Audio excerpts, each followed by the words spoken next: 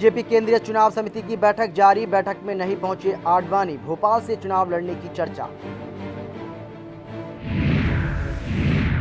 चुनावी मौसम में बढ़ा बीजेपी का कुनबा। बीजेपी में शामिल हुए जगदंबिका पाल और राजू श्रीवास्तव।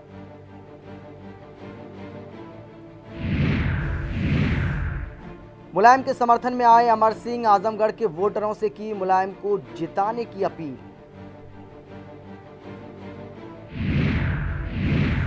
कांग्रेस जारी कर सकती है प्रत्याशियों की चौथी लिस्ट आज। उत्तर प्रदेश उत्तराखंड की बाकी सीटों पर तय किए जाएंगे उम्मीदवार। और सोशल मीडिया पर प्रचार को लेकर सख्त हुआ चुनाव आयोग। इंटरनेट पर प्रचार के लिए आयोग की मंजूरी जरूरी।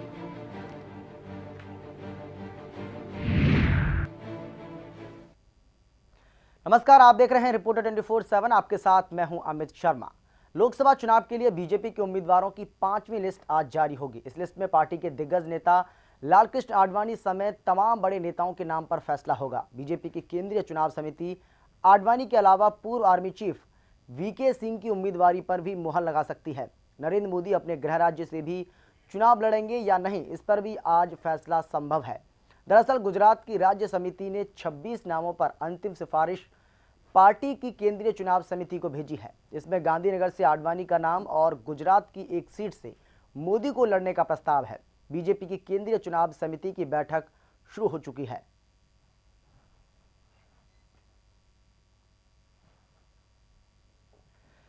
इधर कांग्रेस से इस्तीफा देने वाले जगदंबिका पाल आज बीजेपी में शामिल हो गए हैं। खबरों पर यकीन करें तो बीजेपी उन्हें डुमरियागंज से पार्टी टिकट दे सकती है, लेकिन वहां के बीजेपी कार्यकर्ता इसका विरोध कर रहे हैं।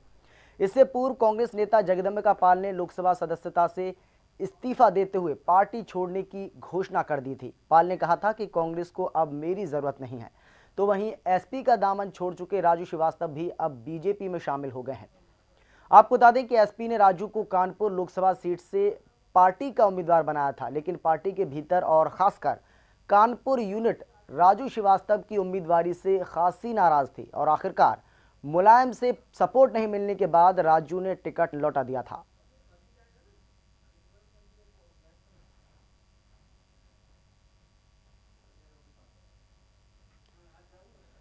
उधर बीजेपी नरेंद्र मोदी को 2 सीटों से चुनाव मैदान में उतारने को तैयार है। खबरों के मुताबिक ये लगभग तय हो चुका है कि मोदी वाराणसी के साथ गुजरात की वडोदरा सीट से भी चुनाव लड़ेंगे। बीजेपी की केंद्रीय चुनाव समिति की बैठक के बाद वडोदरा सीट से मोदी को प्रत्याशी घोषित किया जा सकता है।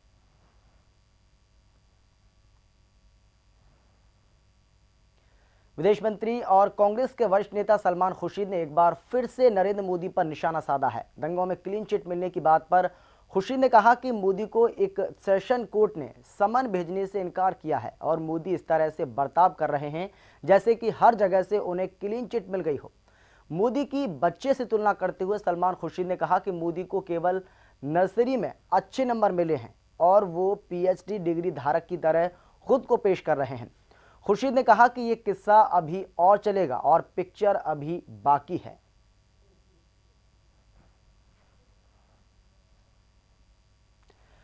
लोकसभा चुनावों को लेकर आम आदमी पार्टी ने अपनी 7वीं लिस्ट कल जारी कर दी। इस लिस्ट में 26 उम्मीदवारों के नाम हैं। इसमें यूपी के 4 उम्मीदवार हैं, जिनमें फैजाबाद से राकेश यादव, रामपुर से सलामान अली खान, शाहजहांपुर से रीता सिंह जाटव और बांसगांव से रामनिवास पासवान को टिकट मिला है। इसमें बिहार के 6 उम्मीदवार हैं।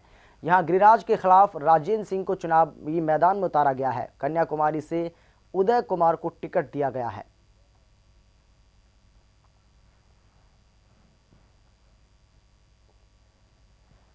उत्तर पश्चिमी दिल्ली से आम आदमी पार्टी के उम्मीदवार महेंद्र सिंह चुनाव मैदान से हट गए हैं और पार्टी के नेता एवं दिल्ली की पूर्व मुख्यमंत्री राखी बिरला पर उनसे रुपए मांगने का आरोप लगाया है। सिंह ने दावा किया कि राखी ने उनसे पैसे की मांग की और उनके लिए प्रचार करने से इनकार कर दिया। उधर उत्तर प्रदेश के मुरादाबाद से आपके उम्मीदवार खालिद परवेज भी चुनावी मैदान से हट गए और कहा कि उन्हें ऐसा करने के लिए मजबूर किया गया। सूत्रों का कहना है कि राखी बिरला उत्तर पश्चिम दिल्ली से आपकी उम्मीदवार हो सकती हैं।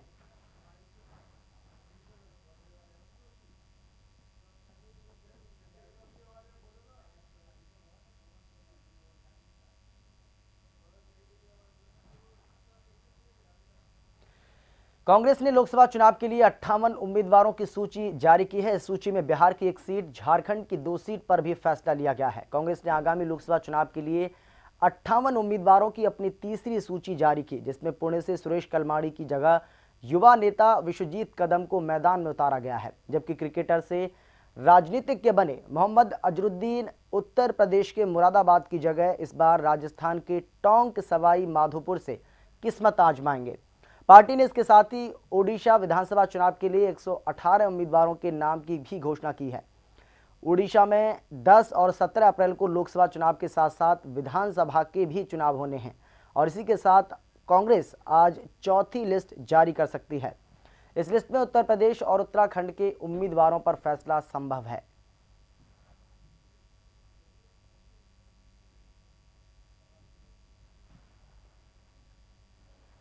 इधर कांग्रेस उपाध्यक्ष राहुल गांधी ने जारी विधानसभा सत्र के मद्देनजर आज एजल का अपना प्रस्तावित दौरा रद्द कर दिया है। मिजोरम प्रदेश कांग्रेस समिति की मीडिया प्रकोष्ठ के सदस्य थांगलावरा ग्रुते ने इस बात की जानकारी देते हुए कहा है कि विधानसभा सत्र कल शुरू हुआ है और उसी के मद्देनजर राहुल का दौरा रद्द किया गया है। आपको बता दें कि राहुल आज एजल में मौलपुई इलाके में एक चुनावी रैली को संबोधित करने वाले थे।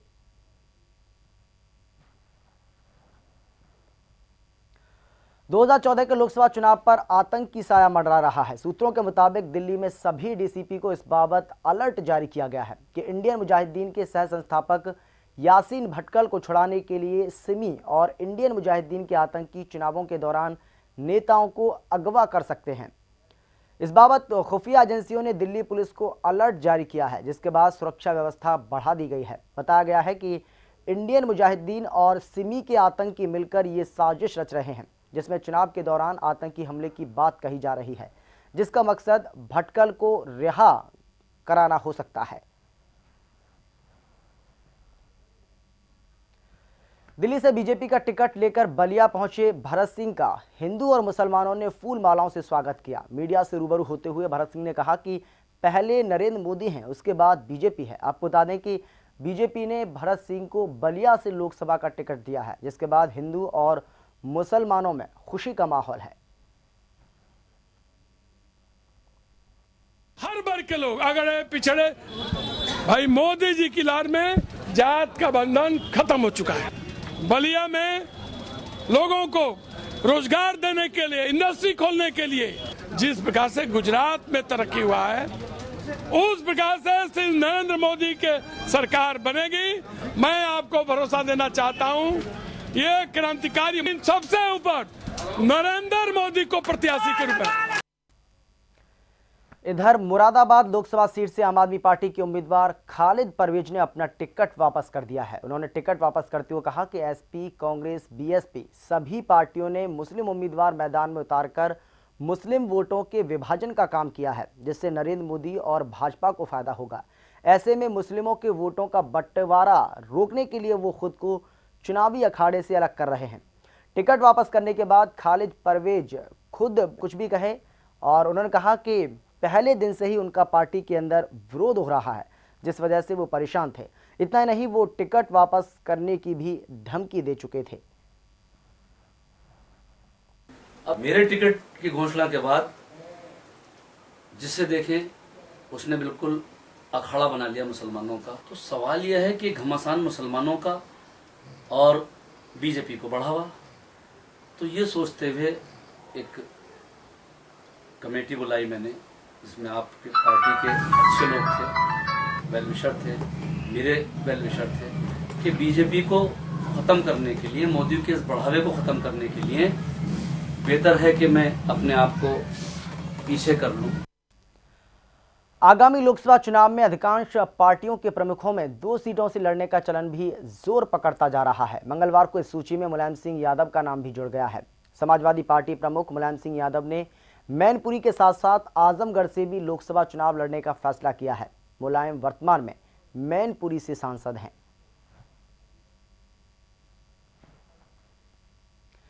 बीजेपी इलाहाबाद से केसरीनाथ त्रिपाठी के टिकट काटने की तैयारी कर रही है। खबर है कि बीजेपी केसरीनाथ त्रिपाठी की जगह नंद गोपाल नंदी को उतारेगी। आपको बता दें कि केसरीनाथ त्रिपाठी बीएसपी के वरिष्ठ नेता रह चुके हैं, जो कि बीएसपी छोड़कर बीजेपी में शामिल हुए थे और बीजेपी के संभावित उम्मीदवार भी हैं।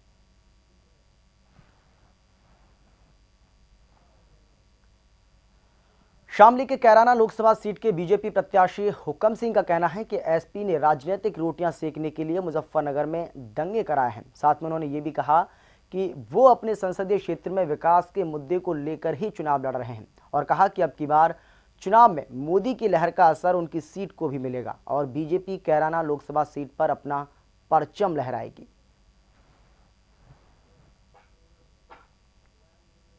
समाजवादी पार्टी की सरकार ने तनाव बढ़ाया है, जनपद में सामाजिक तनाव बढ़ाया है। परस्पर विश्वास पैदा करना भी मेरा काम है। तनाव को समाप्त कराएंगे। प्रदेश सरकार के, केंद्र सरकार के भ्रष्टाचार को उजागर करना है। हालांकि काफ़ी उजागर हो चुका, लेकिन इतना मैं भी उसमें प्रयास करूंगा बताने की, सही स्थिति बताने की कोशिश करूँगा। मुद्दा नरेंद्र मोदी को देश का प्रधानमंत्री बनाना, एक मजबूत आदमी को देश का प्रधानमंत्री बनाना और इस सरकार से मुक्ति प्राप्त करना। हापुड़ में अभिनेता राज बब्बर, कांग्रेस कमेटी के जिला अध्यक्ष देवेंद्र प्रधान, युधिष्ठर सिसोदिया, सतीश बिधूड़ी और अन्य 5 लोगों के खिलाफ धारा 144 के तहत मामला दर्ज किया गया है। पिलखुआ की उड़न दस्ता टीम के प्रभारी लोकेश कुमार ने ये मुकदमा दर्ज कराया है। उनका कहना है कि इन लोगों ने आचार संहिता का उल्लंघन किया है। जनसभा की परमिशन का समय पूरा होने के बाद भी ये लोग जनसभा को संबोधित करने पहुंचे थे, जिसके बाद ये मामला दर्ज किया गया है।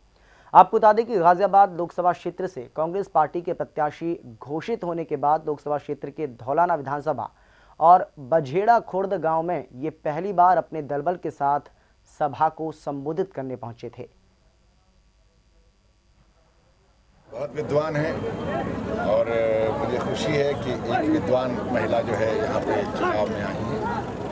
मैं सिर्फ इतना ही कह सकता हूँ कि चुनाव है, चुनाव की रणभेरी के अंदर किसी के साथ में ये एक स्पर्धा नहीं है। वो अपनी बात कहेंगी, मैं अपनी बात मेरा तो सिर्फ यही कहना है कि उनकी पार्टी की क्या सार्थकता है, वो क्या बोलेंगी, उसके बाद ही कोई बात हम कह पाएंगे और उनके क्या उनका चुनाव जो है वो किस मुद्दे पर है, क्या कहने के लिए आई है, फिर उसकी बात मैं जवाब दे पाऊँगा।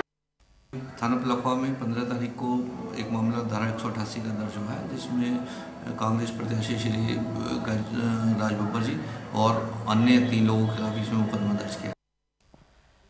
रायबरेली में दंगल के दौरान हुई पत्थरबाजी और हवाई फायरिंग में दर्जनों लोग घायल हो गए हैं। साथ ही देरी से पहुंची पुलिस की गाड़ियों पर भी नाराज लोगों ने पथराव किया।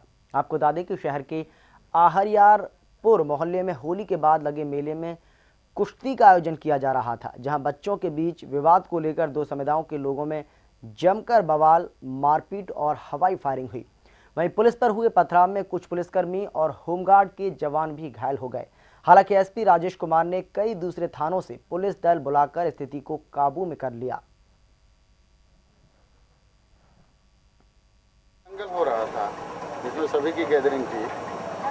छोटे बच्चे आपस में हम लोग कुश्ती कर रहे थे, उसी में कोई पटक दिया किसी को, तो उसी के बाद को लेकर के आपस में झगड़ा कर लिए थे। कोई विशेष समस्या नहीं है, पुलिस आ गई थी, तत्काल मौके को कंट्रोल कर लिया था, आपस में नहीं लड़ने पाए। कह रहे हैं कि हिंदू को रहने नहीं देंगे यहाँ। कौन कह रहा है? सलमान रहे, मुसीर रहे, साजिद रहे, पेंटर रहे, सब लोग कह रहे पूरे हिंदुओं को काट काट के मारूंगा। किस लिए? क्या हुआ? क्या असल में रज्जन कटाव सब लोग थे। एक लोग 100 लोग मारे उसको, बंदे को, एक औरत को घसीट के लेके गए, मारे, 2 बाइक हम लोग की पीछा कर दी। उसके बाद में लड़के वो चले गए, हम लोग को दौड़ा दौड़ा मार तो वो पूरी खोपड़ी अपनी खुल गई।